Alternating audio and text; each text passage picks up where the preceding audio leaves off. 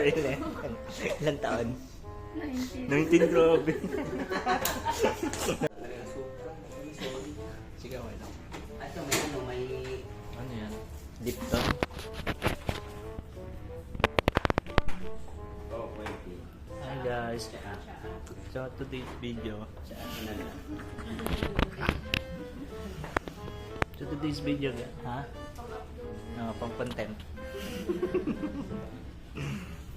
Nandito kami ngayon sa studio, DCMP with DMP Modelo. Ayan, wait lang. Kikita si Ate Grace. Ate Grace and tatlong Maria. Tatlong Maria. Siya yung bunso, 19 years old. Ito 11 lang. Ano height ko ba? 5'7". Si bunso. 4'11". Ilang taon? Si Ate Melissa. Wait lang. 5 flat. 18 years old? Wala. Parang lang 16. Yan, mamaya kasi may interview sila. And, matawag sino yan? Mamaya kasi may interview sila with follow nyo to sa social media. Huwag mo masabi, Juan. Ay, grabe. 1 million followers na po. Uy, grabe naman yun. Oo. Hi, guys. Ayan. Follow mo po sa mamaya. At mamaya.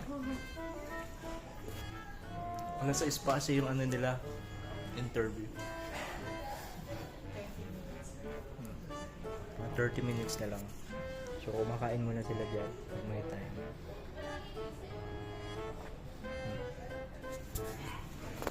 Ito yung mama ni Ate Mary Grace. Tita Dupan. Follow nyo na rin po siya. Tita Mary Grace Dupan.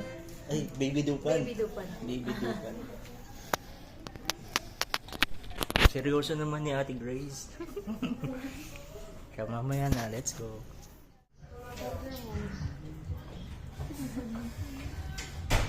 Ano, tara? Mga mukha naman, no? Kinakabahan.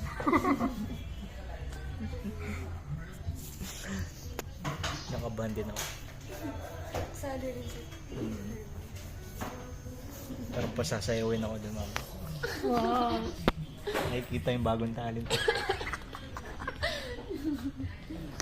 Hidden talent. Lalabas yung hidden talent niya talaga. Kung maingay dyan. Discover tayo. May discover tayo. Sayo talaga. Pero hawak mo ang beef. Yun.